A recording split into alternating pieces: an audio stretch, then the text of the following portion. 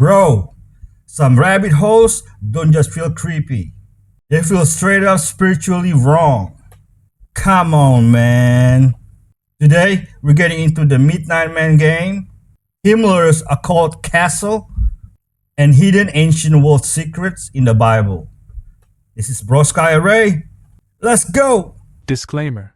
This video is for entertainment purposes only. Please do your own research, as these clips haven't been fact-checked.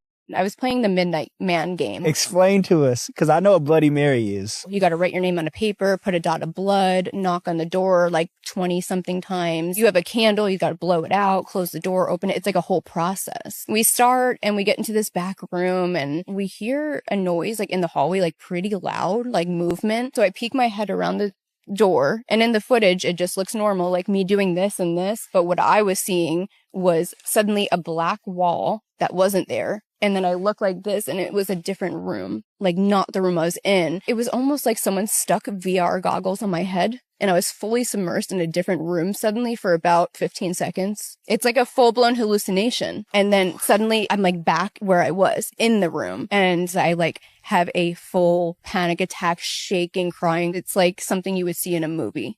I think there is a movie about this game. A lot of people not going to like this. They're not going to want to hear it, but your cell phone is really the devil. Yeah, I know.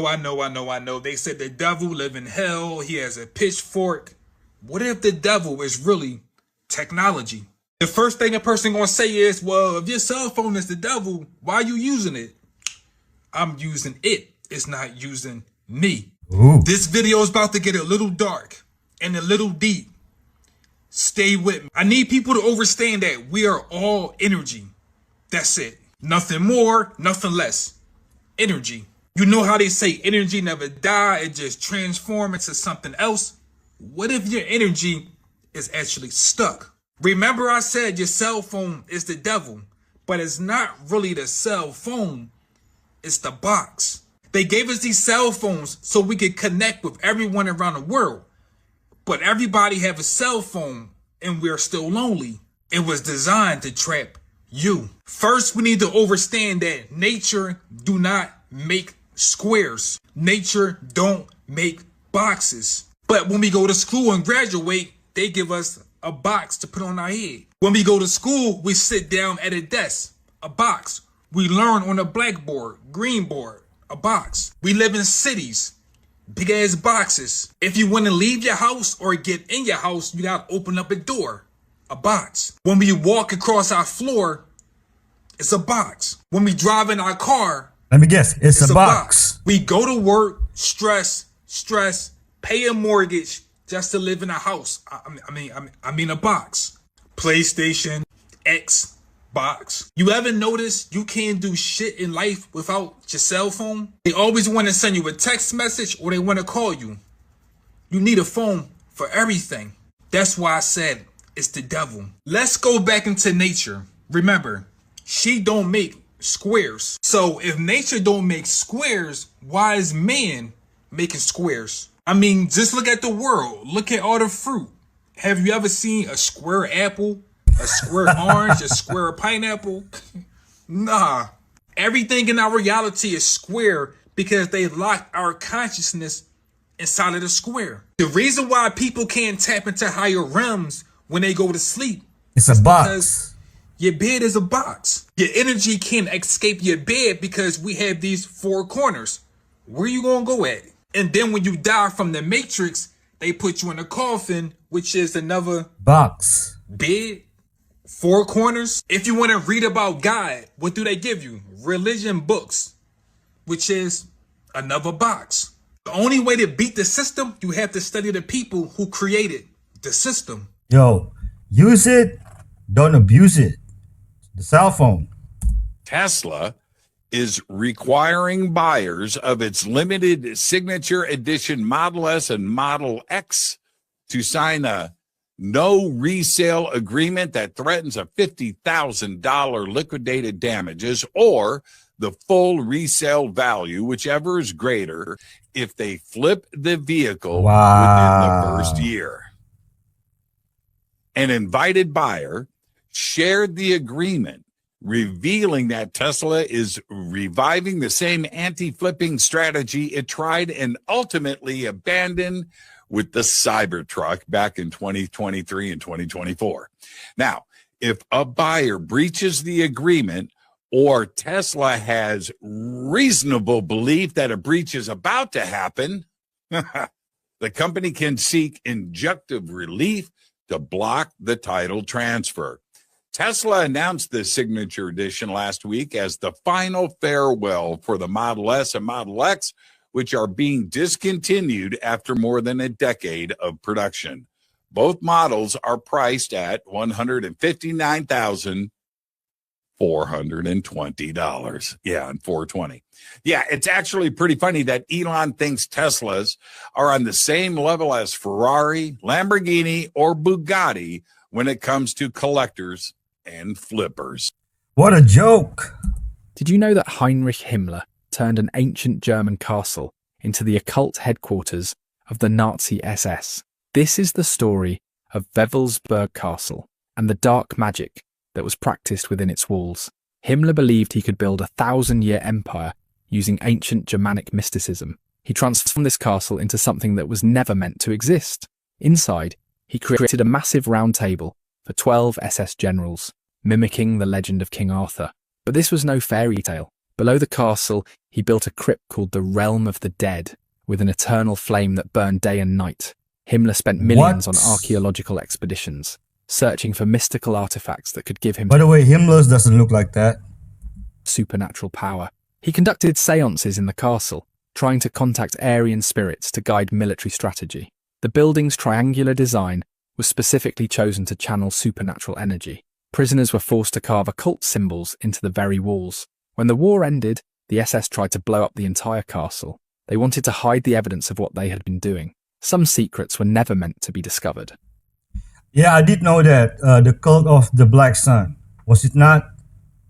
This is a story that we're sticking on Outnumbered. It has now gone to the new chapter. The U.S. House Oversight Committee will now investigate the mysterious deaths and disappearances of now 11 scientists.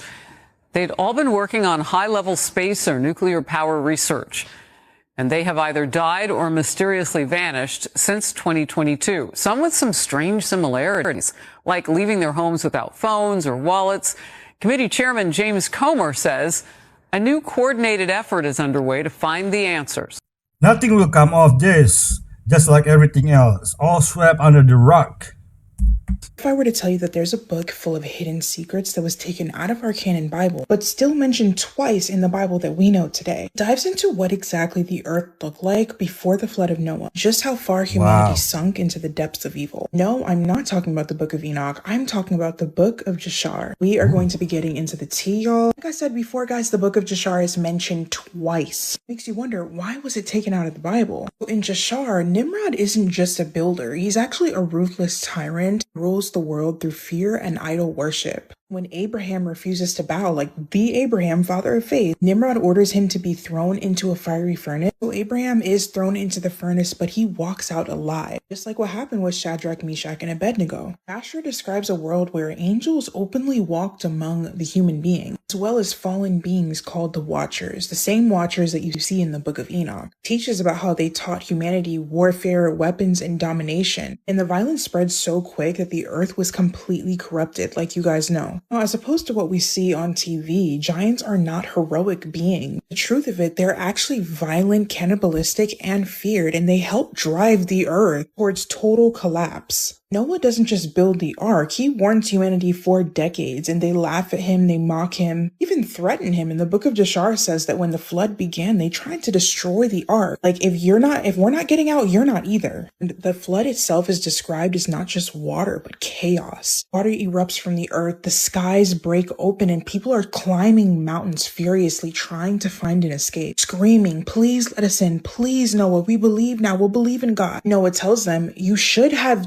believed believed me in these 120 years that I've been trying to tell you. It's a really, really sad depiction of humanity. Like, can you guys imagine being in the ark and just hearing all these people drowning and screaming and crying? Meanwhile, you're seeing flood for the first time. The ark is swaying and moving and crashing. It even says that the animals began to get anxiety because it felt as if the ark was going to crack in half. And it describes the Tower of Babel as not just a tower, but a rebellion against heaven where humanity comes together, unites to challenge God. So that's when, like you guys know, God confuses them and scatters them to prevent another global uprising. And you guys know exactly who was at play with that. The fallen angels were still trying to get their way with the Tower of Babel. And that's a whole other video. Y'all, this goes so deep, okay? As always, make sure you like and follow and let me know if you guys want a part 2. Man, first time of hearing the Book of Jashar. I'm gonna check it out. Where are they getting all the meat for Chipotle? An employee went rogue and secretly filmed it, and they probably wish he hadn't. All the chicken is already marinated. The shit is fake. What?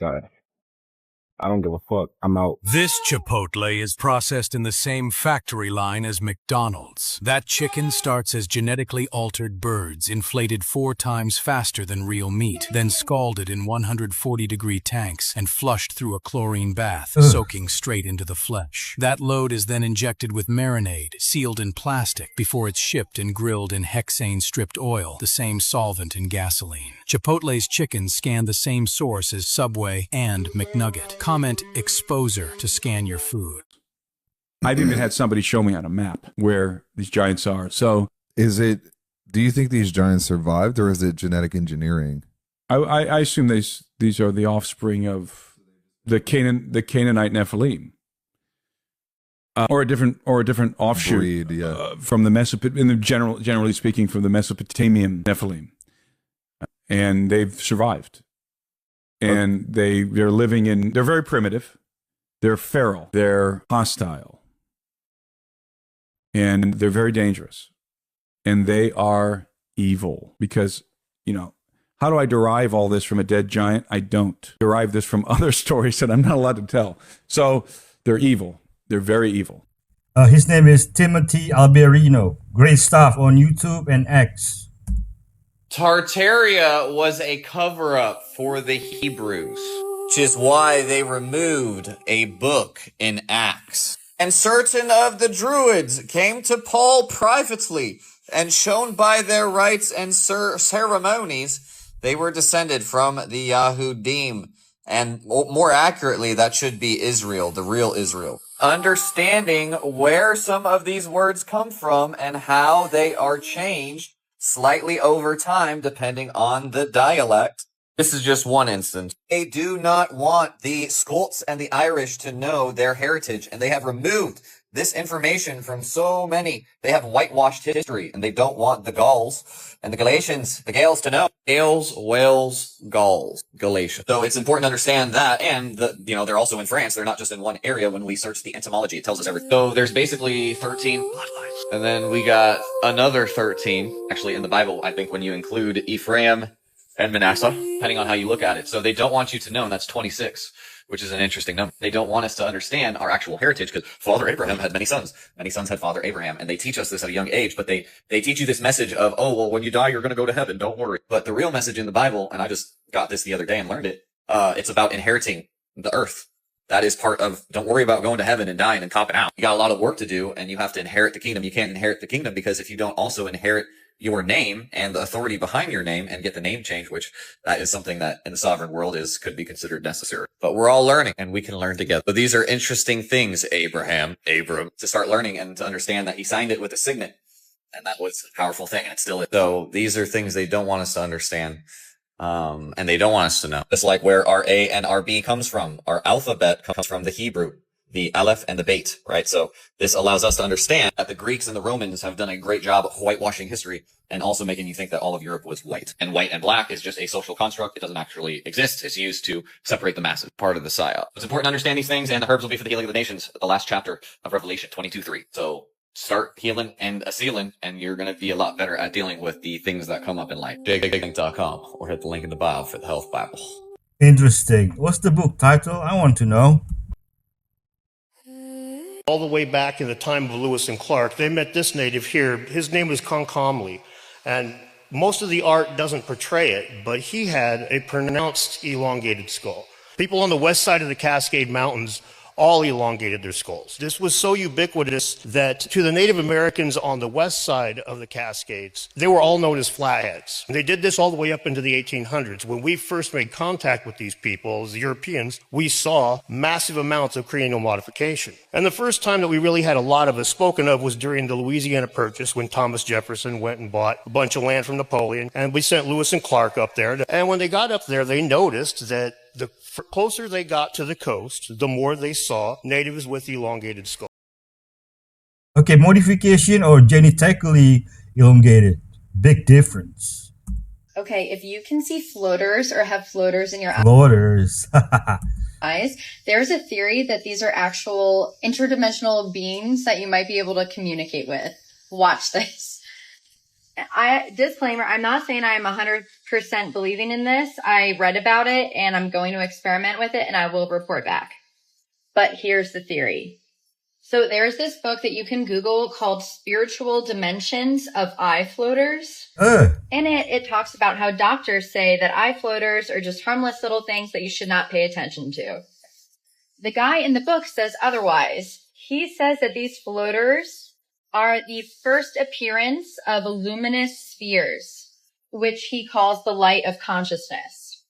He talks about if you concentrate on these floaters, they can provide an exit from earthly existence. What? And you can also communicate with yourself or other consciousnesses with these floaters.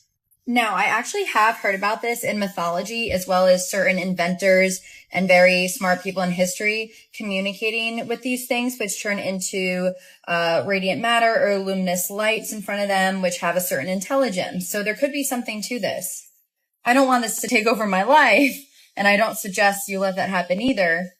But I think it's something to be said for at least looking into it. So if you have a floater, maybe try to focus on it and see if it starts to materialize into anything, or see if you can get any messages from it. Why not? Let me know in the comments if this has happened to you, if you see floaters, if you've had any communication with these floaters, if they turn into shining lights for you.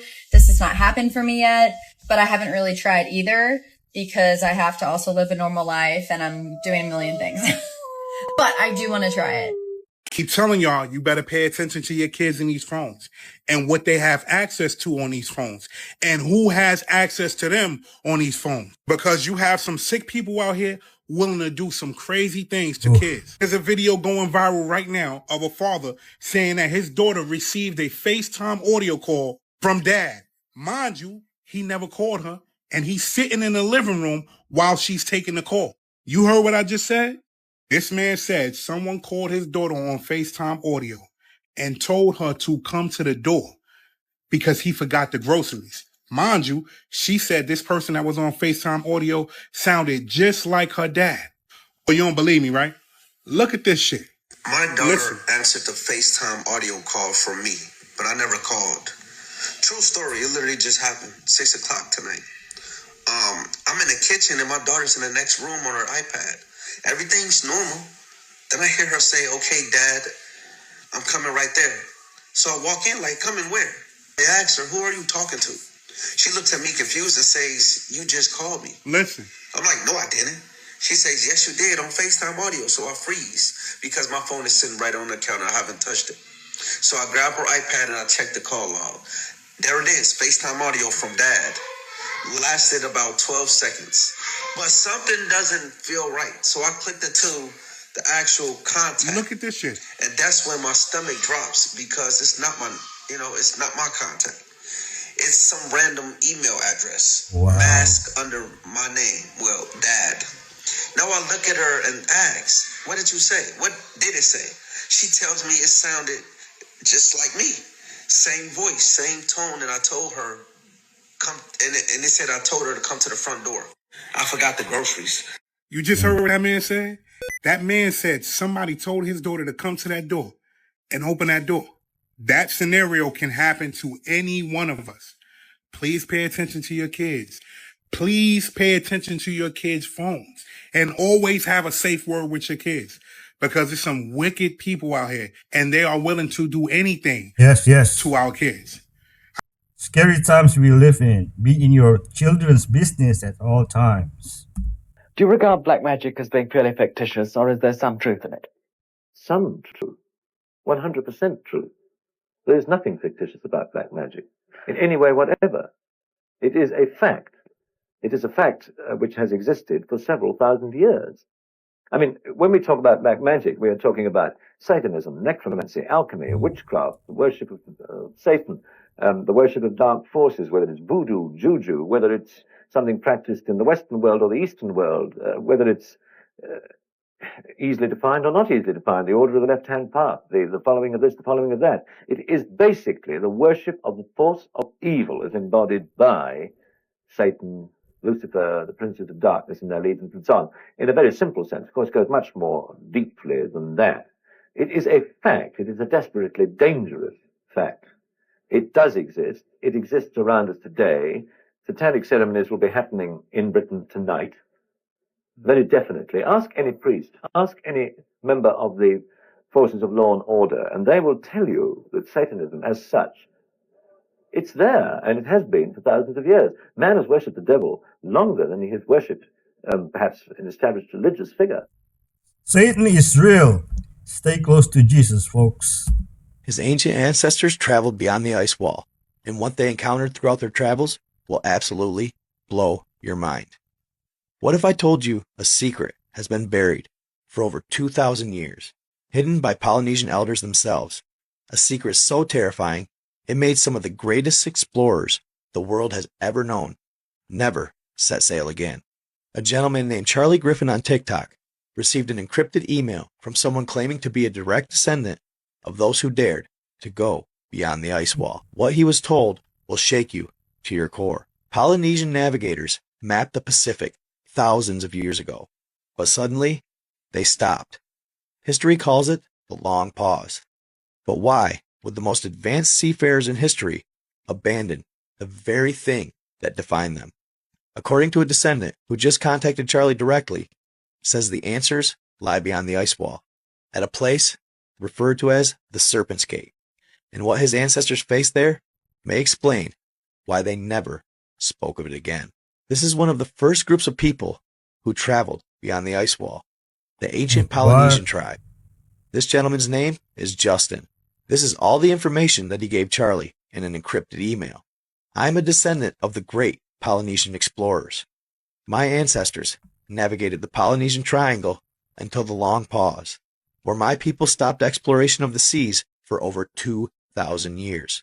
The reason why my people ceased their voyages across the Pacific is a closely guarded secret. Only a select few Polynesian elders are trusted with keeping it. When my father, who was one of the elders, died, the other elders told me the mystery behind the great pause. The elder told me that our people had sailed beyond the ice wall, specifically to the Serpent's Gate. The intense desire for my people to explore had sent them to a great peril. They endured many hardships during the voyage, and the monsters that guarded the Serpent's Gate were adamant not to let my people through. Many of them died, but the strongest of Polynesian sailors made it. They traveled up to what is now known as Xenonesia, but my people call it Indonesia. Aiga Ole Uleloa, or the Land of the Lost. By the way, that's Indonesia right there. It was here. How long do you think, we have before this could actually hit? We? You mean how long till it all goes sideways? Honestly, 5 years, tops. Maybe 3 if the Iran thing pops off. Look, the grid's already creaking. 2025 had that test blackout in Texas. Officially maintenance, but 4chan dug up leaked memos saying it was a dry run for cyber ops. And now, China's got quantum decryption tools. Russia's poking holes in NATO nets, and our own DHS just admitted critical infrastructure is 90% vulnerable. No one's fixing it. They're building AI backups instead. For what? To keep the elites online while we starve in the dark? But here's the kicker. They won't announce it. It'll be scheduled maintenance, then unexpected outage, then national emergency. Phones die first. Cell towers need power too, then ATMs, then gas. If you're not off-grid by 2030, you're toast. Prep now. Solar charger, hand crank radio, gold coins, not crypto. Gold coins? That'll vanish too. We got maybe 36 months before the first big one. After that, welcome to the new normal. The big one, the first big one, explain a day, that day. How's that day going to go for your average person? That day, picture this. You wake up, phone's dead. No signal, no alarm. Lights flicker out mid-shower. Fridge hums silent. Outside, traffic's jammed 'cause signals are dark. Cars stalled in intersections. Horns blaring. Gas stations? Pumps won't work without power. ATMs? Brick. Banks offline. Your Tesla's app? Useless. Battery's fine, but no charging network, no maps. You step out. Neighbors yelling, "What the hell?" Stores shutter fast. Cash registers down. Credit cards worthless. People hoard bread. Water lines snake around blocks 'cause pumps fail. Hospitals switch to generators, but meds run low quick. Riots? Not day one. More like panic buying. Fights over the last cans. Cops are stretched thin. No dispatch. No radios. By noon, word spreads. Cyber hit. China or Russia. Maybe both. News? Only battery radios crackle static. You realize, no Uber, no DoorDash, no Netflix. Just you, darkness, and whatever's in your pantry. First 24 hours, shock. Then hunger. Then fear. If it lasts weeks, welcome to survival mode. That's why I say prep, 'cause average Joe's gonna wake up and realize the system's a house of cards. In the words of God, do not be afraid. The secret societies have inverted everything. We live in a draconian, reptilian realm ran by dragon worshippers. These reptilians are these archons, and they have inverted everything. The god of this world is a dragon that's both male and female, but it's worshipped as Sophia, it's worshipped as Ishtar, it's worshipped as Bloody Mary, it's Virgin Bloody Mary? right? Even in some versions, it's worshipped as Mary Magdalene, as Tiamat, which dragon worship goes back before any religion. Dragon worship and symbolism date back at least 8,000 to 10,000 years, with the earliest evidence appearing in Neolithic China around 6,000, 8,000 BC, where the Global Times article notes dragon-shaped artifacts were crafted representing agricultural, rain, or fertility totems, while often seen as mythical dragon-like serpent creatures appear in the earliest record of human mythologies, the first ever, such as Sumerian myths as 27 BC Mesopotamian tales of Tiamat. Goddess worship. Some interpretations of Mary worship with alternate neo-pagan or feminist theological perspectives suggest that the Code of Virgin Mary incorporates elements of pre-Christian goddess worship, such as Isis or Diana, reinterpreting the serpent not as pure evil, but as a part of a cosmic Ketanach force, right? Showing this is where they this is when they started to push it towards, oh, the dragon was good, oh, the dragon woman is good. There's a power older than... I think dragons and, draconians are different. What do you think? Religion, deeper than philosophy and more feared than any weapon, and it has a name, Sophia. Not the meek wisdom of textbooks or passive virtues taught in temples, but a living, breathing intelligence that creates worlds. Her voice was silenced, her fire was buried, and yet her dragon code still pulses beneath your skin. And as you research, they're already starting to show, just like Sis said, they're starting to try to push it as a good thing. Oh, the dragon worship is a good thing. You see what I'm saying? When it's really the reptilian realm.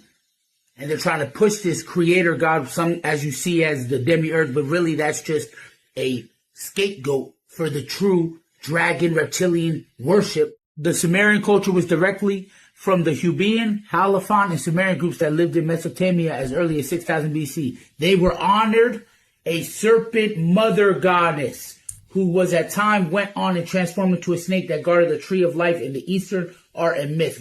Remarkable statues in the Iraq National Museum show her nursing a snake baby who was happily received in the primal nourishing milk of the serpent mother. Snake worship continued for thousands of years into the East, developed all into the particular Gnostic, Ophel, Kos, Persia, Iraq, and Turkey. In Persia, the second goddess depicted as a snake woman called Shahraman, queen of the serpents.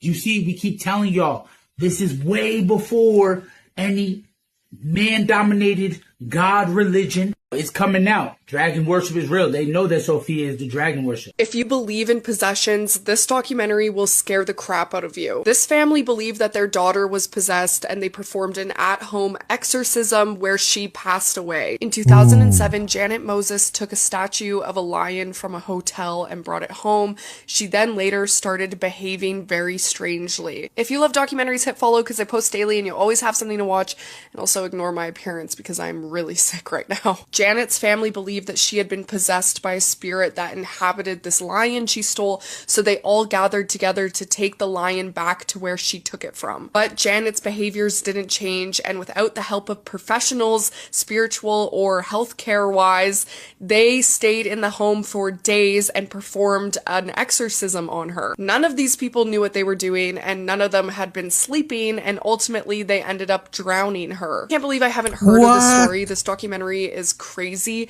It also has some of the best reenactments I've ever seen in a documentary. No. Usually I do not like reenactments, but these ones were really well done. You guys got to check this out and let me know what you think about this in the comments. What do you got?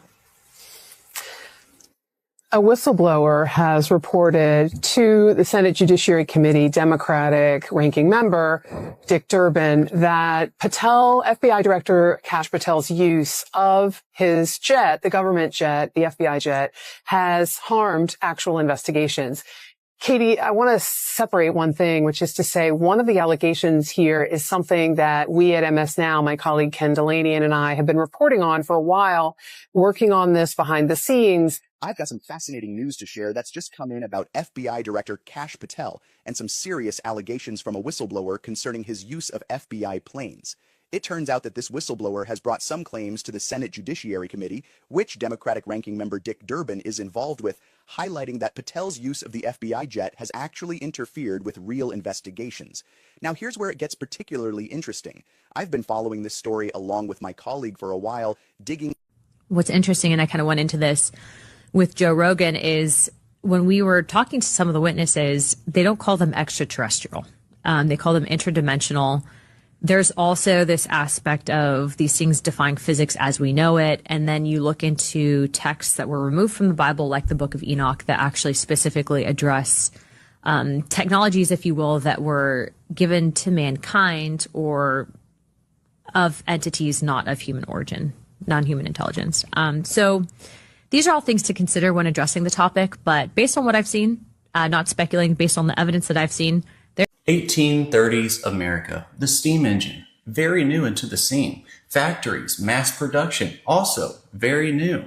We have muddy roads, we have horse-drawn wagons, we have limited plumbing, we have gas lighting just being rolled out. But Boston needed a 36 monolithic columned custom house. Supposedly, in 1837, there was nothing on this land. They bought the land to put the custom house on. Then 10 years later, this was built. Okay, it was finished in 1847. And in 1847, they had spent over $1 million, which is $35 million to $40 million in today's sum. Now, these 36 Doric style columns that the Boston Custom House just had to have in the early 19th century were 32 feet each, 32 feet each. And they were quarried only about 10 miles away down the road. I don't know what you're thinking, mainstream Melvin. 10 miles is nothing for the 1840s. They could have done that easy peasy, and maybe you're right. But here's my issues. It went from the quarry to a horse-drawn railway that was just started in 1826 for transporting these kinds of materials to the river, and then from the river to the harbor, and then to the construction site. But the real problem is that every single one of those columns weighed over 40 tons. Now, 40 tons on the dot is equivalent to a full-size semi-truck, fully loaded, an African elephant, even a school bus. And have you seen the pulley systems that they were using? I don't know if they could pick that up. Now, remember, guys, this is a monolithic column. Each one is one piece of stone. So did they use gravity? Did they roll it sometimes? Who's going to stop it down there? Now, I understand that they had a bunch of pulleys for one column, I'm sure. But man, they're wooden pulleys. Okay, no, just one more time. This is one stone, remember? Okay, this is not in sections. It's one 40-plus ton stone, okay? 36 of them.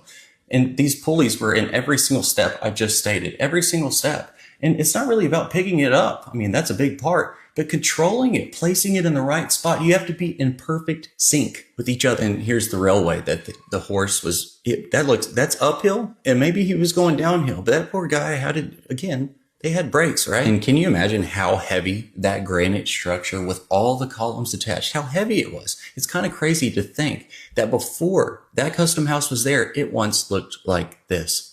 It was a mud flat. There's an answer for that because there's 3,000 wooden piles underneath it going all the way down to bedrock. It's almost like they knew they were going to build on top of that thing in the 20th century. But with a narrative like that, and then doctored up photos as we just saw, and then the weathering you see in this photo looking ancient, maybe it was just already there.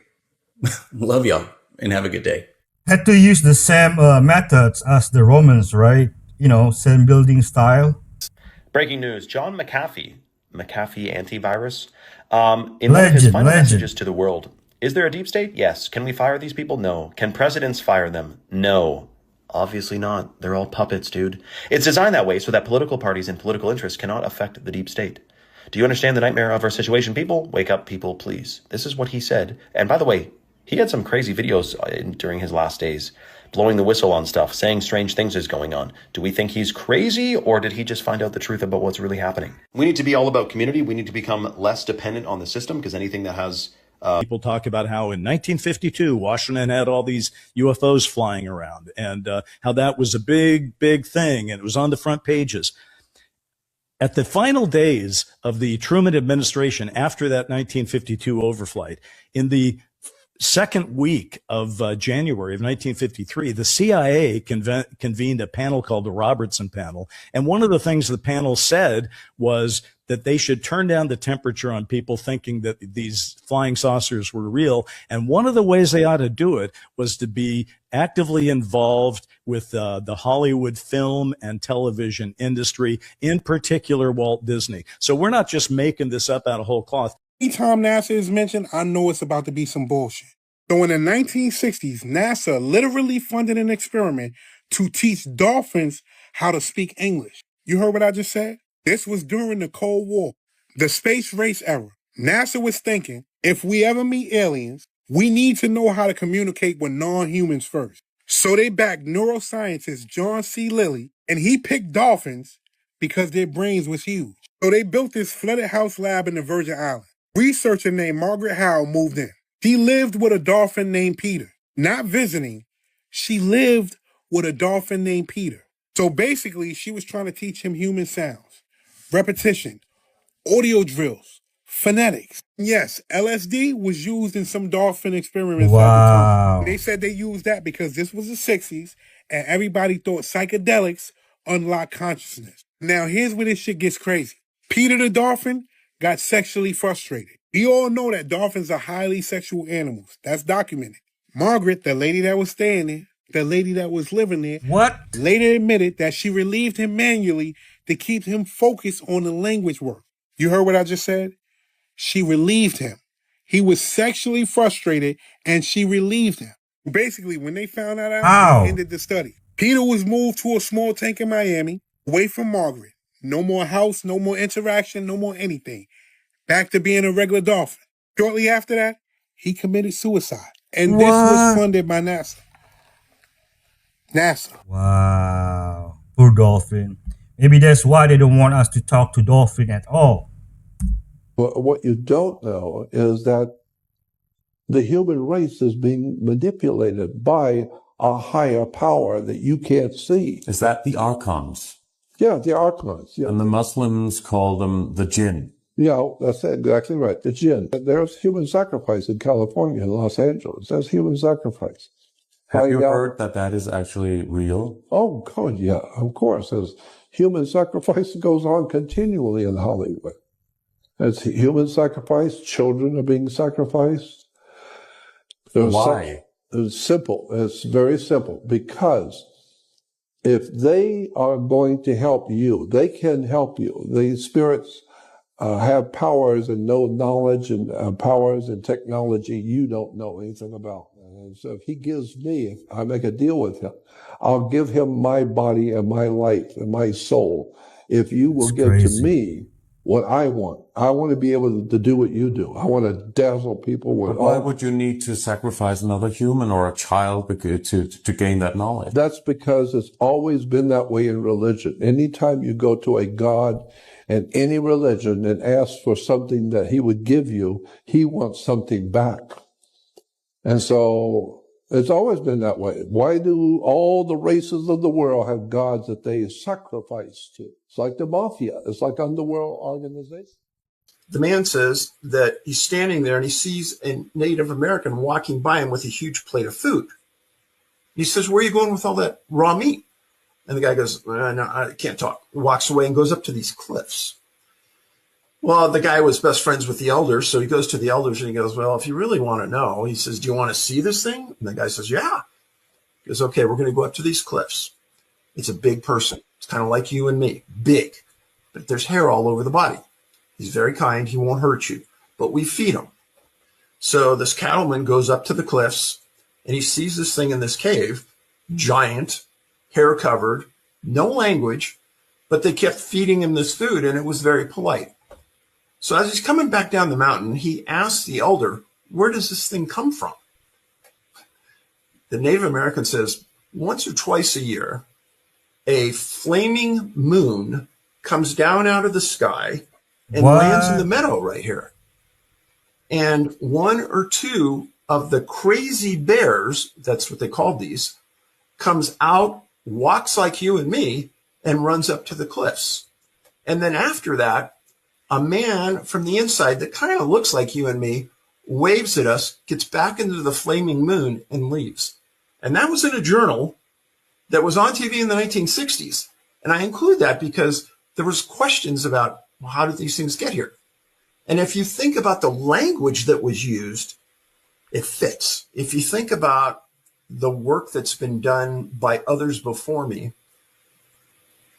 there's really no other scientifically supportive theory except that.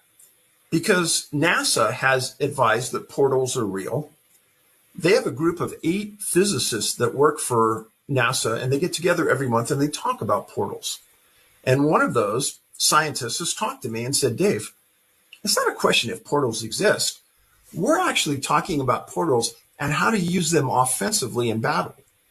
The same way he told me one day, he goes, "Dave, I think that some of the people you've talked about in your Missing 411 are taken by way of portals because nobody ever sees it happening, but you turn your head and then all of a sudden they're gone."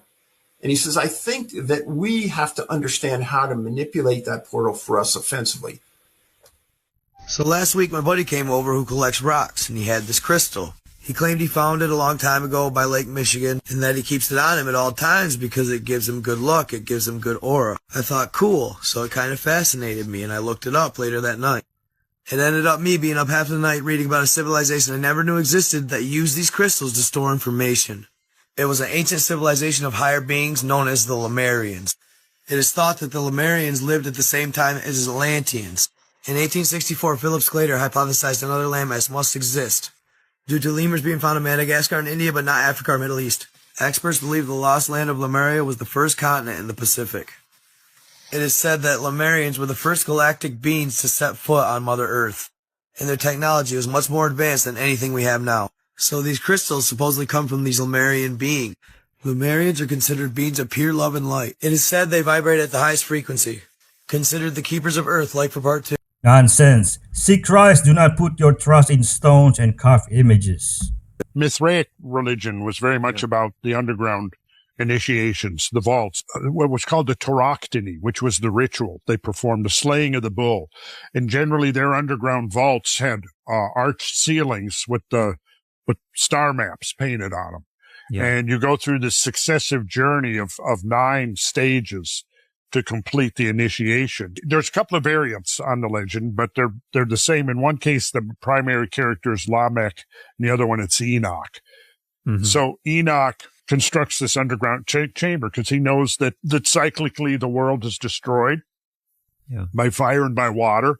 So he creates this 9-chambered underground vault. There are variations. It's a cubical stone or a tetrahedral stone in the inner chamber in which all of the knowledge and wisdom of his world is encoded, and then it's sealed up, and then he erects 2 pillars. And on these pillars is the inscription of how to locate this underground time capsule and recover the hidden knowledge.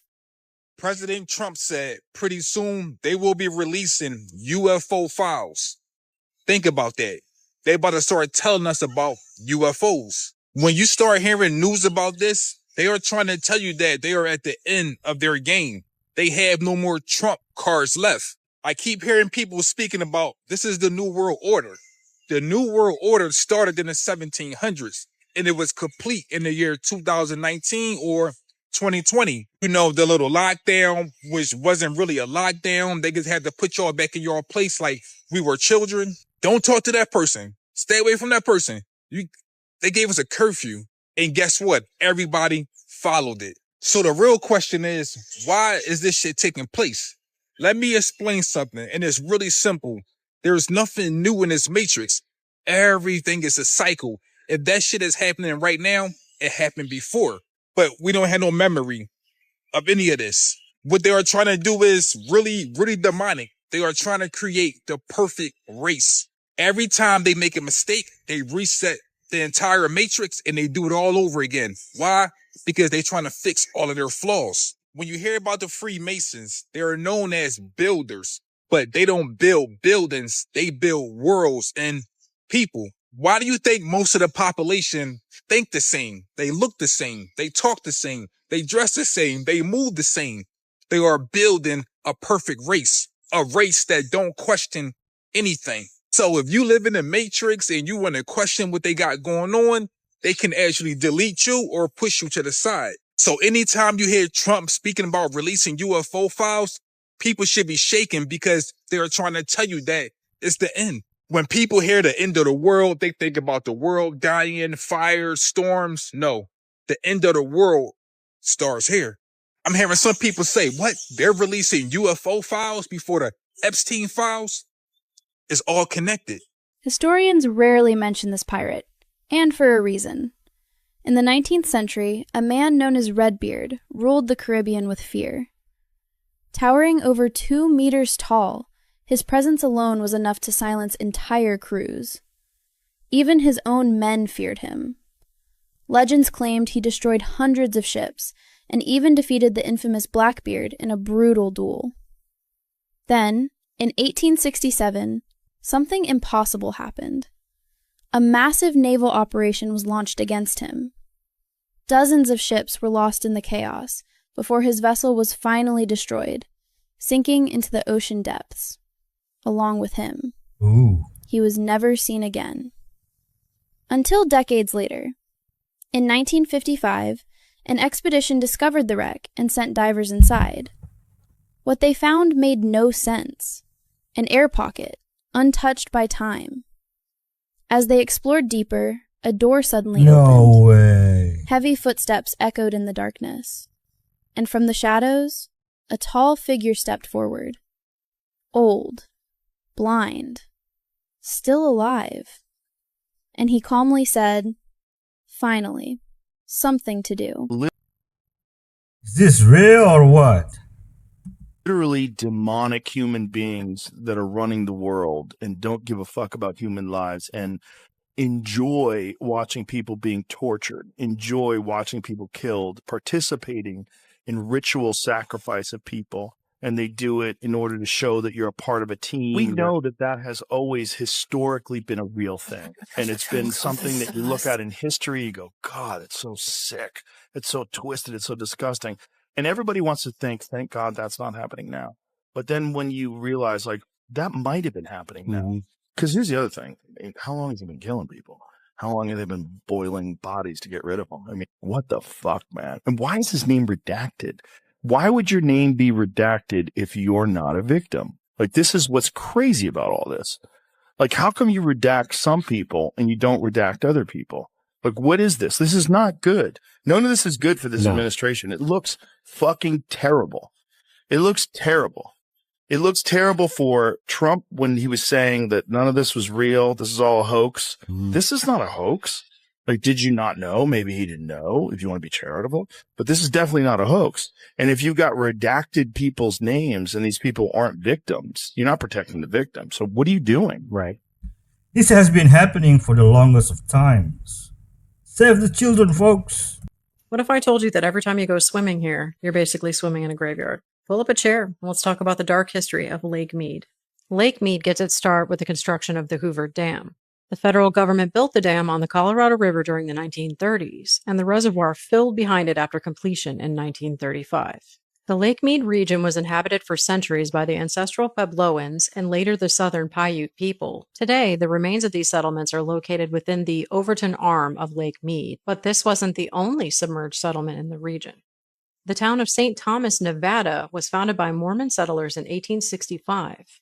But once the Hoover Dam was constructed, the town was completely swallowed by the lake. What? Now that the waters of Lake Mead are receding due to climate change, falling lake levels are exposing streets, foundations, and stonework. Oh my goodness. In fact, so much of the town has now been revealed that you can actually walk there and look at the remains of a place that spent most of the 20th century underwater. But lost cities and drowned ghost towns aren't the only thing that adds to the dark history of Lake Mead. The Lake Mead National Recreation Area has dealt with fatal drownings for years. Keep in mind, Lake Mead is usually around 76 degrees. Now, that doesn't seem like it's very cold, but when you consider that the average air temperature is anywhere from 85 degrees to 110, that 76 degrees gets a whole lot less comfortable. And another thing to consider is that Lake Mead is actually in a basin that's carved out of a canyon. And it's about 532 feet at its deepest point. Deep water like this causes density currents just beneath the surface, also known as underflow. These strong currents occur when cold or turbid inflows from the Colorado River are more dense than the upper lake layers, which, as you might imagine, doesn't just cause accidental drownings.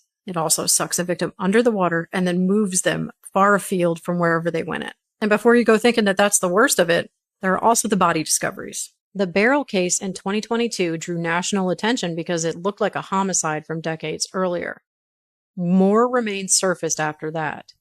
Some were quickly tied to accidental drowning or natural causes. According to mortality data compiled by the National Park Service, a reasonable estimate for visitor deaths at Lake Mead National Recreation Area between 2007 and 2024 is roughly 330 to 350 people. While there is currently no reliable public total for all bodies or body parts recovered from Lake Mead over that same period, at least 6 separate discoveries of human remains were made in 2022. That is crazy. Though officials later said some of those finds belonged to the same person. A park spokesperson also said that there had been 30 confirmed drownings in the previous 5 years, with many of those victims still missing. So if you're planning on recreating at Lake Mead this summer, make sure to listen to the National Park Service's warnings about what to do and what not to do on the lake. Because you never know, you could be swimming over the grave of the last guy who didn't listen to them. Don't forget to save this video for your own research and follow me for more dark history and lore. Brutal nature is scary, not to be messed with or taken lightly. Don't go there, folks. You remember that Aztec king who loved big butts? Well, he had a wife, and that wife just as much of a horn dog as him. Her name was Chachunanetsin, the jade doll. Her nickname was the Queen with 100 Lovers. See, in Aztec society, adultery was a big no-no. You didn't do it, especially if both parties were married. And what would happen? Well, in most cases, it would be the man and the man alone who would suffer the consequences of being... However, married people could hire consorts if those consorts were single, and that was totally legal. And why do I bring this up? Well, her husband, Nezawapili, the hungry prince, he was hungry for booty. He was a stickler on the rules and laws, and while he had many a consort, it was all legal. His wife, the jade doll, said, rules schmools, I'm gonna get me mine when I want it and who I want it from. If she wanted ya, she got ya, and she went with peasants, middle class, the rich, princes, lords, did not matter. She wanted ya, Princess. she got ya. But she couldn't just swang someone and let them go because they would tell everyone that they bedded a queen. So after she had her way with the men, they would be unalive. What? But the queen had an artistic side. And when I mean artistic side, I mean she would be best friends with Batman villains. She had stone statues commissioned of every man that she swanged. And she kept all of those stone statues in a giant garden. Eventually, her garden was filled with hundreds of statues. And even her husband was like, hey, what's going on here? And she's like, Eventually, she would swing a man that was so good she would want seconds, and thus she didn't unalive him. And what a compliment that is. I mean, I would tell everyone, hey, you know the Black Widow? How she unalives everybody after the first time? Yeah, boy got seconds. However, because she didn't unalive him, he told people, and thus the relationship got out. And the king was so mad that for her public unaliving, he invited everyone, even his enemies. He said, hey, ceasefire, I want you to come see this. The queen, her lover, and all of her servants that knew or could have known all had ropes tied around their necks, and they were... Personally speaking, I think he knew the whole time what she was doing, and he only got upset when she actually fell in love with someone else. He was probably like, I may have slept with hundreds of other women, but I never loved one of them. Hope you enjoyed the video, everyone. Wow, this should be an opera or something. This is funny.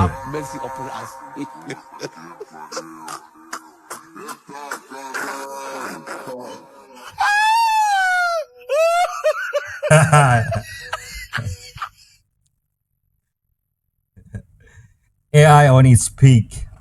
You know, I just had to put it there. People abandoned this place with no explanation. Deep in the woods of Connecticut, there's a settlement called Dudleytown. An entire village of families live there, but something started to go wrong. People who stayed too long started to change. They became paranoid and convinced that something in the woods was watching them. And then, without warning, they left. Homes abandoned, lives gone, and no explanation. Some of the people said that they were cursed, and others believed that it was just something in the woods. But by the early 1900s, everyone was gone. Today, there's nothing left but ruins in the forest. But people who go there now still say the same thing. That after a while, something starts watching you too. Ooh. Did you see Jeffrey Epstein at the Knicks game? What the? You got a Knicks game? Right before he died. 2018. It was so crazy because nobody noticed this before. He was right in the middle beside the sports announcers. Yeah. With two girls beside him. Whoa. Did you ever see that? No, I've never seen that. And then in the files, it says he has Woody's tickets. He'll be at the game. Who's Woody? Woody Allen. There was pictures of Woody Allen in the same seat. So Jeffrey Epstein went to that game. Traded seats with him or something. Yeah, Woody's seat. Wow. Yeah, this is right before he died. He's like, let me go see a next game. He saw it at the Mecca too, bro. I know. This guy was everywhere, dog. And no one was questioning it. Yeah, nobody noticed it until like after. After, yeah. Freemasons don't let you wear any metals during their rituals, because metals like gold, silver, and copper help you protect yourself from electromagnetic influences. Each degree of Freemasonry has a specific ritual where they open up your lodge. They call your body a lodge because it is the temple of consciousness. And your lodge has 7 chakras or energy vortex centers which hold immense power. During the ritual, the initiate is stood in the middle and the other masons around him direct mental energy to open up the lodge. And what this does is activate the chakras in your energetic etheric body. As you ascend up the degrees of Freemasonry, they open up more and more of these centers. The strict rule is to never wear any metals or else the ritual can go wrong. Because if the initiate is wearing metals, the ritual will not be done properly. I've read many documents of experiences of Freemasons during initiations, and they have said that they felt a very intense vortex energy warping around them during their initiations. I've done a lot of research on this topic, and anything that I find I will continue to share. Okay. Yes, there is a portal in the United States. In fact, I suspect there are multiple. But this particular portal is in a highly guarded facility that is used under the US Forest Service cover. There are men with guns who patrol it, and there are witnesses who have seen what are clearly people operating with the knowledge of the US military in civilian clothes, walking into literally a wall. These witnesses are terrified. They're not about to stick their heads up on TV, but they are happy to talk to people like me. I've spoken to people who have told me about the existence of this portal. I've been to the location. I am aware that it was the subject of extensive study by a team that was operating in the area for some considerable period of time. I'm told that there is technology that is being used to try to deaden the efficacy of the portal to stop things coming out or going through. I know it all sounds like something out of science fiction, but believe me, the United States knows a hell of a lot more about portals and interdimensional technologies than it cares to admit. And at some stage, they're going to have to tell the public the truth. Otherwise, it's all going to come rolling out in an absolutely catastrophic way. What more can I say? The portal or portals that I'm aware of, but believe me, it's an extremely sensitive, highly guarded, secret military facility. Don't try and access there. If you're speculating about where it is, you'll get killed. There is a determination by the sections of the national security state that are aware of all of this to keep it quiet, to hide it from you, the general public. I have no idea why they think they can continue to maintain such a degree of secrecy. It's going to blow up in their face. But I'm very sorry I can't tell you any more right now. I'm certainly causing mischief. Fascination with cryptids, those creatures that live in the space between myth and reality. And when you look at the legends of the deep, nothing has captured the human imagination quite like the mermaid or her more dangerous ancestor, the siren. We've all heard the stories, the long hair, the shimmering scales, the voice that could lead a man to his destiny or his end. But when you strip away the Disney filter and the campfire stories, what's actually lurking in the deep? I've spent enough time looking into the shadows to know that the most dangerous things aren't always the ones with claws. They can be the ones that look exactly like what we've been searching for. Welcome back to Joey Unleashed. You already know I'm not here to debunk, I'm here for the mystery. And today's mystery starts with a perspective we've all dealt with. Look at this picture. On the surface, it's peace, a beautiful face, a moment of connection. But the reality is, everyone has a world beneath the surface that you can't see at first glance. Now, as a man, I've definitely been guilty of falling for a pretty face and ignoring the complex, sometimes messy truths that come with it. And yes, it works both ways. No shade, ladies. We get so caught up in the reflection on the water that we forget how deep the ocean actually goes. Now let's talk about the siren song. In Greek myth, it was a sound you couldn't resist. But to me, it sounds like something we've touched on before. Remember the Frey effect? That's where certain frequencies can beam sound directly into the human mind, making you hear things that aren't there. What if these creatures aren't singing at all? What if they're emitting biological frequency that triggers this effect in our brains? Or in their brains back then? It would explain why sailors felt like the sound was coming from inside their own minds, pulling them towards the edge or towards the surf. Even the giants of history fell for the illusion. January 9th, 1493, Christopher Columbus is off the coast of Hispaniola. He writes in his logbook that he saw 3 mermaids rising out of the water. Now, historians claim he saw nothing more than manatees. But one would think he was a seasoned explorer and that he knew the sea. What if he was witnessing a species that understands frequency better than we do? A species that's been hiding in the weird history of our oceans for millennia, using the biofrequency to keep us at a distance or even draw us in. If 95% of the ocean is still a total mystery, who are they to say that they do or don't exist? Think about the irony. We allegedly know more about the surface of Mars and distant galaxies than we do about the very water that covers most of our planet. Maybe they are down there right now, vibrating at a frequency we've simply forgotten how to decode. I'm not here to tell you they aren't real. I'm here to remind you that the ocean goes a lot deeper than we currently know. So stay skeptical, look past the mask, stay unleashed, and let me know what you think. Man, his content is mind-blowing.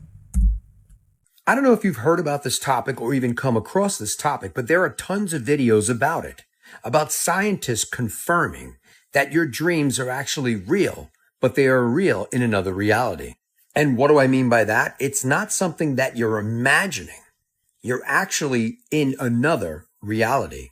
And to put a little context to it, so to give you a better understanding, like when you sit there and you dream that you hit the lottery and your bank account now is full and your bills are all gone, that was actually real, but it was in another reality. So what they're basically talking about is lucid dreams. When your brain goes lucid, you're actually not dreaming, but in tune with another version of your life. So basically, when you've had those dreams of interacting with people who are no longer with us, it was actually real. It actually happened, but just in a different timeline. If you actually look into it further, there are tons and tons of tutorials all over social media with people actually having like host and group candlelit parties where they're actually discussing all about lucid dreams. There are even step-by-step guides and tutorials all over social media regarding lucid dreams. There's also discussion that some of these scientists are working on hardware so that we can replay and relive these dreams. So basically, think about this. When you fall asleep every single night, you can go anywhere, dream about anything. So what is actually the real reality? Is it the dream you had, or is it when you wake up? And another point to touch on regarding lucid dreams between reality and dreaming. How do we go to these places in our dreams? How do we get there? Then how do we get back? And you've woken up before everyone's had this happen to them, where you wake up and you just feel you were there. It's real. And you try to reach out and think about, can I go back there again?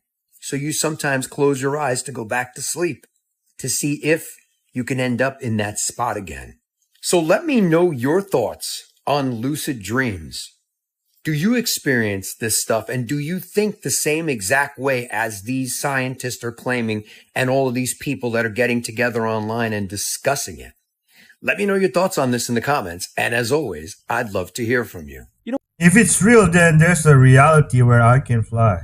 What Albert Einstein said about the war? I know not with what weapons World War III will be fought, but World War IV will be fought with sticks and stones. Yeah, you know why he said that? Fam, it's because we have nukes, we have AI. I think we're gonna come into another stone age after this. Like, God forbid anything happen, right? Some people think that's already what happened. That's already what happened. Yeah, some people think like there's ancient civilizations were just as advanced as us. Yeah. And war happened. The Tartaria theory. Yes. Ancient civilization just underneath all of the mud, pretty much built over on top. Do you think they're still in control, or they're actually just panicking right now? The fact that we're making like a big deal of this, they're 100% still in control. Yeah, because what if that's part of the plan? That is part of the plan. When Harambe died, everything got shifted off. Oh, Harambe, I remember. I 100% believe. I am thoroughly convinced that the death of Harambe popped us onto another timeline. The gorilla Harambe was shot and killed at our Cincinnati Zoo. It happened after a young boy fell down into the gorilla exhibit. As they mercilessly murdered Harambe for no reason. There were plenty of people who were like, well, you know, he touched a child. And then they kill Harambe. It was such a like portrait of human negligence. And it's like a bigger version of us like ruining the world. That and like the particle accelerator, same time. Those two things combined, the entire world up. And so when Punch showed up, Punch the monkey, he's the unlikely hero we didn't know we needed. Punch the monkey, abandoned at birth, bullied by his troop, with just a stuffed orangutan as his companion. The entire world seemed to embrace him. He is just so cute. I just want everything good in life for him. That's the next great hope, dude. Harambe was basically God, and Punch is Jesus. I hope that Harambe is in heaven looking down on Punch. And if something happens to Punch, dude, it is over for us. We're going to shift onto the grimmest possible reality. So we've got to protect that fucking monkey, dude. I swear to God, dude. What was the question? You know, it's gotta suck being the kid who got Harambe killed. Protect this man at all costs. My name is Dr. Jared Cooney Horvath. I'm a former teacher turned cognitive neuroscientist who focuses on human learning. And I do not receive funding, nor have I ever, from big tech. So a sad fact our generation has to face is this. Our kids are less cognitively capable than we were at their age. Every generation has outperformed their parents, and that's exactly what we want. We want sharper kids. And the reason for this largely has been school. Each generation spends more time in school. We use school to develop our cognition until Gen Z. Gen Z is the first generation in modern history to underperform us on basically every cognitive measure we have, from basic attention to memory to literacy to numeracy to executive functioning to even general IQ, even though they go to more school than we did. So why? What happened? What happened around 2010 that decoupled schooling from cognitive development? Handphones. It can't be school. Schools basically look the same. It can't be biology. This hasn't had enough time to change. The answer appears to be the tools we are using within schools to drive that learning. Computer. Across 80 countries, as Gene was just saying, if you look at the data, once countries adopt digital technology widely in schools, performance goes down significantly to the point where kids who use computers about 5 hours per day in school for learning purposes will score over 2/3 of a standard deviation less than kids who rarely or never touch tech at school. And that's across 80 countries. Bring it home to the US. Let's go to the US. We have our NAEP. That's our big data. Take any state, and here's a fun experiment. That's Take any state NAEP data. Compare that to when that state adopted one-to-one technology widely, and watch what happens. The NAEP data will plateau and then start to drop. Of course, this is all correlative. What we really want is causative. To get causation, what you need is academic research and you need mechanisms, explanations for why we're seeing what we're seeing. Luckily, we have academic research stretching back to 1962 that shows the exact same story for 60 years. When tech enters education, learning goes down. In fact, because what do kids do on computers? They skim. So rather than determining what do we want our children to do and gearing Now we have AI. education towards that, we are redefining education to better suit the tool. That's not progress, that is surrender. So as we go through our discussion today, there's going to be a lot of talk about smartphones and social media, rightly so. But I'm the voice here to remind you that even in schools, it doesn't matter what the size of the screen is, if it's a phone, if it's a laptop, if it's a desktop, and it doesn't matter who bought it. Is it school sanctioned? Does it have the word education stamped on it? It doesn't matter.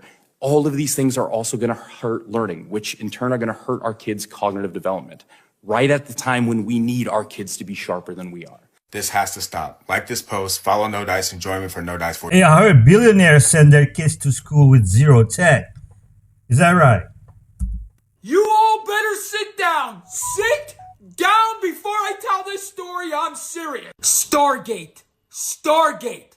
This congressman just said we have machinery that brought in a being. He called it a being. And it interacted with people in the room. We have machinery that brought in a being. And the being interacted with people. That's what this congressman just told TMZ. And he said the American people and the people of the world are ready to hear the truth. What? Demons, not beings. Artemis, Apollo, the recent rocket launch.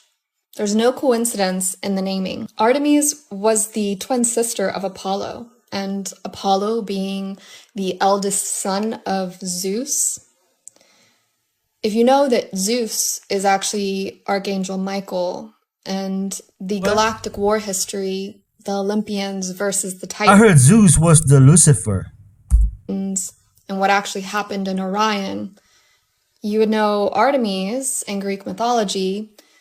She was supposed to be the guardian of Greek mythology gods were the fallen angels. The seven sisters of the Pleiades constellation. And one of the brightest stars in the Pleiades constellation is Alcyone.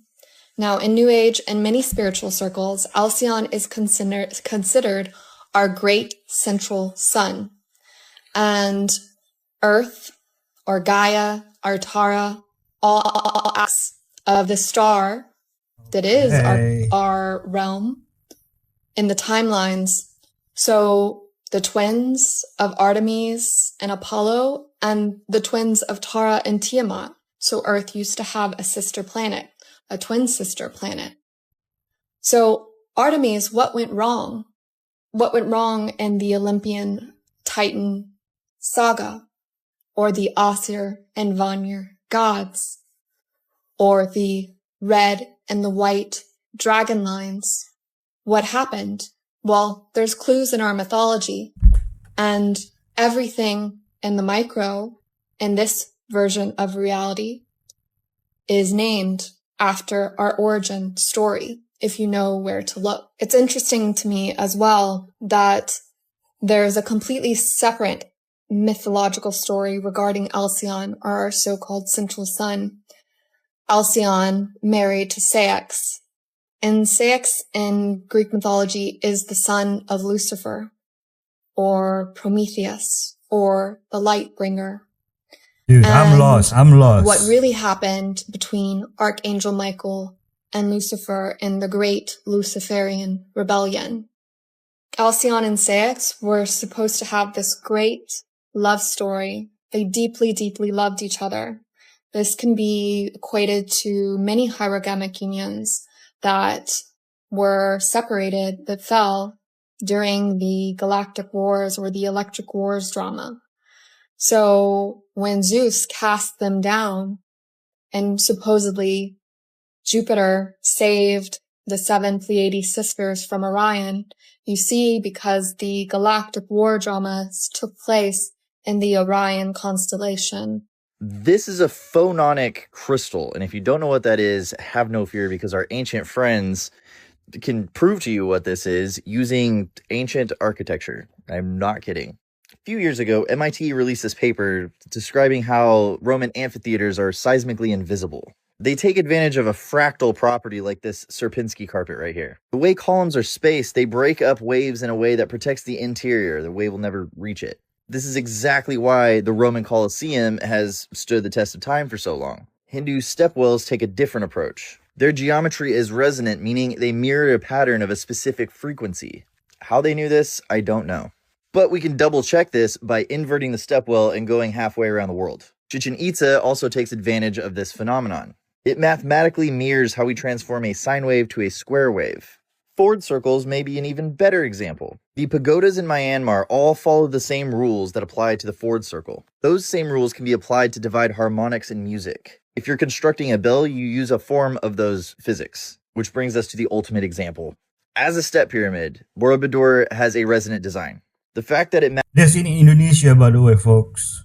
matches a resonant pattern would be strange enough, but it's also in one of the most volcanically active regions in the world. A lot of vibrations. Now, whether this thing is just damping the vibrations or using them for something else, another question entirely. But what's interesting is we can't see or feel a lot of these vibrations, but they're there. They get translated through the stone. Today, we take advantage of this with the phononic crystals. If you pour sand on one of these things, it forms Chladni patterns like we saw before. But these actually have a function other than making pretty patterns. Those two empty pathways with no columns act as gates. When the crystal hits a certain resonance, those paths open up. This allows only specific frequencies to pass through that gate, like the simulation here. I guess what I'm really trying to say is I don't think we were the first humans to do this. Mind blowing, mind blowing. Maybe Vicky was onto something. I wanted to say this about Lil Nas X. I got a few friends that went to school with him, and they said he was never gay. So Are you serious? So I know for a fact, like, what he doing is because, like, they told him, like, you gotta do this now. A question about the gay agenda. You thanked it at the VMAs. I want to say thank you to the gay agenda. Let's go, gay agenda! Right in your What face. is it? How do you define the gay agenda? The gay agenda. There's been this plan. Like, we used to go to meetings on Wednesday in black cloaks. I was at my weekly Illuminati meeting. Draw like a big star in the circle on the ground. It ain't take too long. Illuminati, man. We have like these cups of blood, drink it. I don't feel like I do look that young, but if I did, it would be all the baby blood. And we kind of like planned like world domination, like to make everyone gay. And I'm the co-chair of the entertainment division at Disney. We've covertly been inserting queerness into our films and television shows. What? The thousands and thousands of images that are fed to children by the age of 6 or 7. And within those images, there are images mixed in that we don't know about as parents. I told you I was crazy or strange. Would you believe me?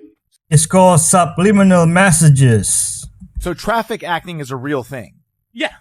How did you get into this? This is crazy. Central casting? Oh, dude, we've heard about central casting. This isn't the first time that this has come up. Is this central casting 2.0, the special one that you have to know somebody? Yes. Oh, definitely. How did you stop traffic? I would be on a bike, skid across the 4 lanes, traffic dies down, builds it up. It seems like the people who have the most to gain from this is big oil. I can't answer that. Oh. If there was no traffic actors, what would traffic be like in Los Angeles? It would be great. Everyone would get around anywhere. Oh, you could go anywhere. I always knew something was up. If everybody's going the same speed at the same time in the same, it should just be a flow. It'd be like anywhere else in the world. At any given time, how many traffic actors are acting at one time? Oh, they're upwards to hundreds. Hundreds in Southern California. Look at all the traffic. And look at like 134, 101. The 405 alone at least has 6 actors a day. Oh my God. Well, thank you so much for coming in and sharing this. And I'm just glad. Yeah, I'm glad someone's talking about it because we've heard this rumor for a long time. Yeah, it's good to get it off my chest. You know, I think insurance companies are behind this. What do you think? Ain't no way, son. Ain't no way, son. Ain't no way. Watch this. Who the? So that? Who's in there? Because see how scared this guy got? Who's in there? You must not keep these things around you. Any statues or things like that, guys. Because at any given time, something could possibly go inside of it. You know what I'm talking about when I say something, right? Shut because up! What was inside that thing that made it move its head like that? You see how terrified that guy got? That's why I don't keep no statues or figures around my house. I don't want those things moving around without me noticing. See, that's the thing. You couldn't move around my house without me noticing. Shut up! Stay away from these things, guys. Do not put this in your house, in front of your house, in the back of your house. I don't know what that guy was doing. I think he builds those things for a living, but that thing looked like it just came alive. You got to understand, guys. What if these things were made for that specific reason? Because think about it, guys. Only something supernatural or an entity could enter one of these things and make it move like that. It moved its head. It's not a game. Play around if you want. Shut up! Because I ain't playing around at all. Keep these things away from me. And if I ever go to somebody's house and they have these things around, I'm just going to leave right away. Because there's too much things going on now, guys. Too much supernatural activities going on that I know nothing about. This is what people are saying, and I don't believe it. Nah, just playing around, guys. This video is for insane purpose only. Maybe he bumped it by accident, and that's what made the head move. I don't know, guys. Let me know what you think about this. I'm out. So if you don't know who the Olmecs are, they are Mesoamerica's most ancient and mysterious civilization. They gave birth to the Mesoamerican calendar, writing, and megalithic stonework. They arrive in the historical record as a fully formed civilization, seemingly out of nowhere, and erect the largest monuments that Mesoamerica would ever see at the very beginning of time. And before you ever venture off into the Olmec heartland, the only thing you can think of when anyone mentions the Olmecs are the colossal basalt heads, weighing anywhere from 6 to 52 tons. But once you explore the Olmec realm on foot, you begin to realize that there is so much more out there to be seen and uncovered. Now, do we have any idea as to what the meaning is behind the artworks found on these stelae and anywhere else in the Olmec world? Well, not really. Okay, guys, so these divers are out, right? They're swimming out in the Bermuda Triangle. And people ask me why I'm nervous about the ocean. Listen, one of the scientists explained a grave sound they heard.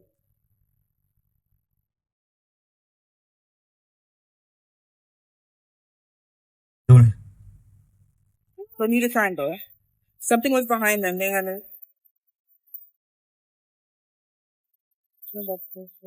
I don't hear nothing. Overwhelming pressure. Bro, one of the scientists is now mysteriously missing. This is the last recorded footage on camera several miles from the last location. I'm telling you guys, there's something in the water. I am telling you guys, there's something in the freaking water. And this is not the only strange sound. There's that sound that they heard at the bottom of the Euphrates River, metal clanging, and that I heard about that. Like screaming, tormenting scream. I think it's the fallen angels that are chained at the bottom of that river. Then we have the bloop. Then we have the upsweep. Then we have the Julia. There have been so many unexplained sounds in the ocean. Nobody knows what it is. I mean, shoot. I at this point, maybe it was Gerald. Knows at this point. What could that have possibly been? And then the fact that they immediately felt intense pressure and one of them is missing. Guys, tell me in the comments. As always, make sure you like and follow. What are we looking at? What did we just hear? Man, leave whatever is down there alone.